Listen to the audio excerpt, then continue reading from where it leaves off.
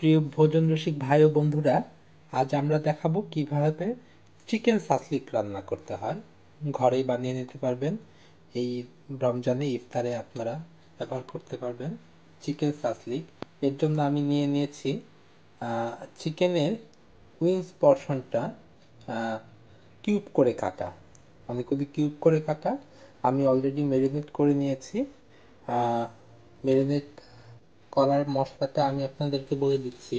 সেটা হচ্ছে আমি এতে ইউজ করেছি টক দই, আড়ঙের টক দই ইউজ করেছি। প্রথমে আমি যেটা করেছি, চিকেনটাকে লবণ এবং লেবুর রস দিয়ে বেশ কিছুক্ষণ ম্যারিনেট করে রেখে দিয়েছি। এরপর তাতে অ্যাড করেছি আমি টক দই, বারবিকিউ সস, সয়া সস, এছাড়া ইউজ করেছি আমি মরিচের গুঁড়া, এছাড়া ইউজ করেছি জিরা গুঁড়া, এছাড়া ইউজ করেছি আমি চিলি সস, এছাড়া আরও ইউজ করেছি সাদা গোলমরিচের গুঁড়া। মশলাগুলো পরিমাণ মতো দিয়ে এগুলো ম্যারিনেট করে রেখে দিয়েছি 2 থেকে 3 ঘন্টা। যেহেতু চিকেন সাসলিক, তার সাথে আমরা নিয়ে নিয়েছি ক্যাপসিকাম, লাল ক্যাপসিকাম, হলুদ ক্যাপসিকাম, সবুজ ক্যাপসিকাম, গাজর এবং শসা। এগুলোকে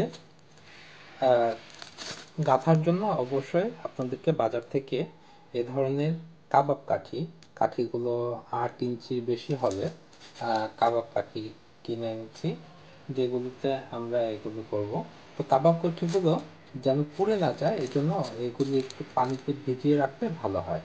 আমরা এগুলি পানিতে ভিজিয়ে রেখে এগুলি গেঁথে একটার পর একটা গেঁথে যেটা করব, আমরা ক্যাপসিকাম দিব, শসা দিব, তারপর চিকেন, আবার ক্যাপসিকাম, ভেজিটেবল, চিকেন, এভাবে অল্টারনেট ওয়েতে সেগুলো সবগুলোকে সাজিয়ে নেব।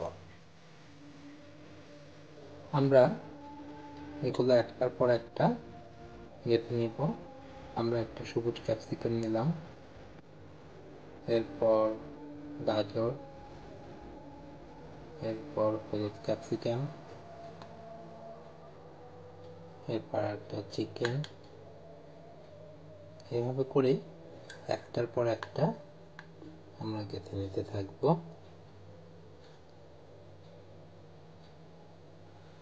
প্রিয় বন্ধুরা, রেডি হয়ে গেল আমাদের চিকেন সাসলিক গাঁথা। দেখতেই পাচ্ছেন প্রতিটা স্টিকে রয়েছে 4টি করে চিকেন এবং তার সাথে প্রয়োজনীয় সংখ্যক সবজি, that means capsicum, carrot, cucumber, সেগুলো দিয়ে গাঁথা হয়েছে আমাদের চিকেন সাসলিক স্টিকগুলি। এবং আমার মেয়ে খুব অধীর আগ্রহে অপেক্ষা করছে চিকেন সাসলিক খাওয়ার জন্য। মা, চিকেন সাসলিক পছন্দ? অনেক মজা লাগে। অনেকে চিকেন সাসলিক চুলায় তৈরি করে, তবে সেটা যে স্মোকি ফ্লেভারটা সেটা ঠিকঠাক মতো আসে না, সেটা আমার খুব একটা পছন্দ না। তো আমি সেগুলো করব কয়লা দিয়ে। আমি মোটামুটি মিষ্টির বাক্সের মধ্যে 1 মুখ পরিমাণ কয়লা নিয়ে নিয়েছি। ওজনে ঠিক বলতে পারবো না, হয়তো ½ কেজি বা এরকম হবে। কয়লাগুলো বেশ ভালোই, বড় কয়লাগুলো ভেঙে নেওয়া আছে। তবে অবশ্যই মনে রাখবেন, কয়লাগুলো ধরতে অবশ্যই হাতে একটি পলিথিন নিয়ে সেটা দিয়ে ধরবেন, কারণ কয়লাগুলি হাতে লেগে গেলে হাত থেকে কয়লাটা সহজে উঠে না, ইভেন সাবান দিয়ে উঠতে চায় না, সেটা আবার আপনার সাসলিক বন্য খাবারের গায়ে লেগে যেতে পারে। এই সাবধানতাটা অবশ্যই অবলম্বন করবেন। এবার আপনাদেরকে দেখাবো সবচেয়ে কঠিনতম পার্টটি, যেটি হচ্ছে আগুন লাগানো। বারবিকিউর আগুন জ্বালানোটাই একটি কঠিনতম অংশ। সেটি অবশ্যই অনেক সমস্যা হয়। তার জন্য আপনারা বারবিকিউ স্ট্যান্ডে প্রথমে দিয়ে দিবেন 1 টুকরো নিউজ পেপার কাগজ, 2 ভাঁজ করে দিয়ে দিয়েছি। তার উপর কয়লাগুলো আমি এভাবে সুন্দর করে সাজিয়ে নিয়েছি। সেই সাথে কিন্তু এতেও আগুন সহজে ধরবে না। আমার যেহেতু 2-3 মাস পর পর গাড়িতে পোড়া মোবিল বের হয়, সেই পোড়া মোবিলটা গাড়ির আগুন বারবিকিউর আগুন জ্বালাতে অনেক হেল্প করে। তো সেই পোড়া মোবিলটা আমি ছোট একটি বোতলে নিয়ে নিয়েছি, সেটি এখন আমরা অ্যাপ্লাই করে দিব।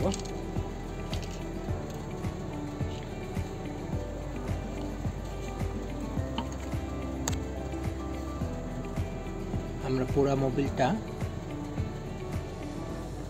চতুর্দিকে একটু একটু করে অ্যাপ্লাই করে দিচ্ছি। এই পোড়া মোবিলেই অনেকক্ষণ যাবত আগুন জ্বলবে। আর পোড়া মোবিল অনেকে কেরোসিন ইউজ করে। প্রথমত কেরোসিনটা এখন বেশ দামি নেয় বাজারে।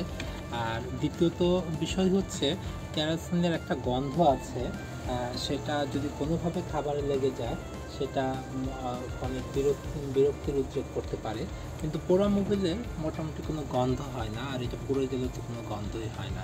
আর এটার আগুনটা অনেকক্ষণ যাবত জ্বলে, আগুনটা সুন্দরভাবে জ্বলে, আপনারা একটু পরে দেখতে পাবেন। তার জন্য আমি অবশ্যই ইউজ করবো, আগুনটা জ্বালানোর জন্য আমি একটা বিউটেন ক্যান স্প্রে ইউজ করি উইথ নজেল।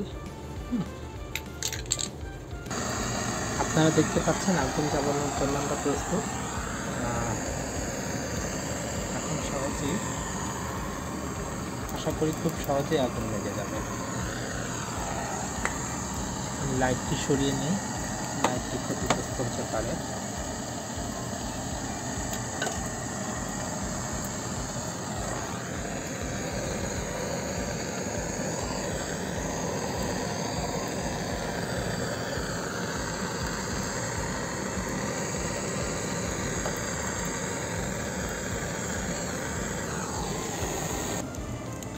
আপনারা দেখতে পাচ্ছেন অলরেডি আগুন ধরে গিয়েছে এবং কিছুক্ষণের মাঝে কয়লাগুলো অনেকটাই লাল হয়ে যাবে।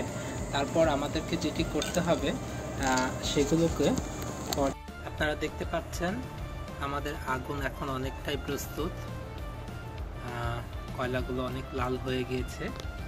এখন আমরা যেটি করব, এর উপর কয়লাগুলো একটু ছড়িয়ে দিব যেন সব এক জায়গায় না জমে থাকে, তো সেই জায়গার কয়লাগুলো আগে পুড়ে যাবে, সেই জায়গার শাস্তিগুলোও পুড়ে যাবে।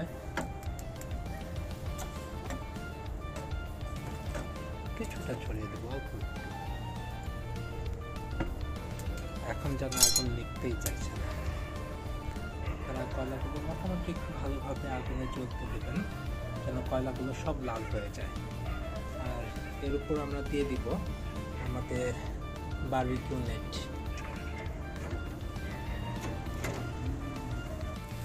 আমাদের সাসলিকি স্টিকগুলো আগুনে উঠানো হয়ে গেল, আর সেই সাথে তাতে আমরা স্প্রে করে দিয়েছি সরিষা তেল।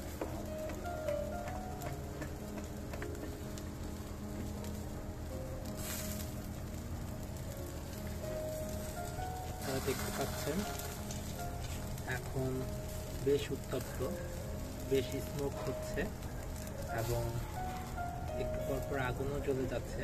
তো আমরা চেষ্টা করব যখন আগুন জ্বলে যায় একটু বাতাস করে আগুনটা নিভিয়ে দিতে।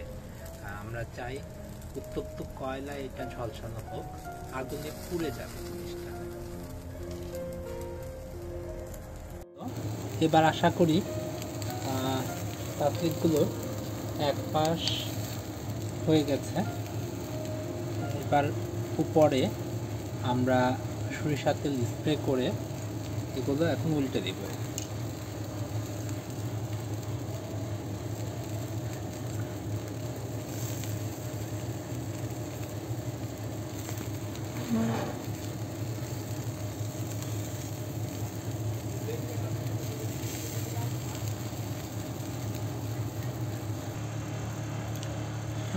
উল্টে দেওয়া হয়ে গেল আমাদের সাসলিকগুলোর এক পিঠ। এগুলো একটু বেশি হয়ে গেছে, কয়লা একটু বেশি উত্তপ্ত ছিল। এখন আমরা অপর পিঠ, এগুলো আসলে 2-3 মিনিট পর পর একটু উল্টে দিতে হয়। আর এভাবেই মাত্র 20 মিনিটেই তৈরি হয়ে গেল আমাদের চিকেন সাসলিক। এখন এগুলো সসের সাথে এবং নান রুটির সাথে পরিবেশন করতে পারেন। প্রস্তুত হয়ে গেল আমাদের গরম গরম চিকেন সাসলিকের সাথে নান এবং সস। পরিবেশনের জন্য এখন প্রস্তুত।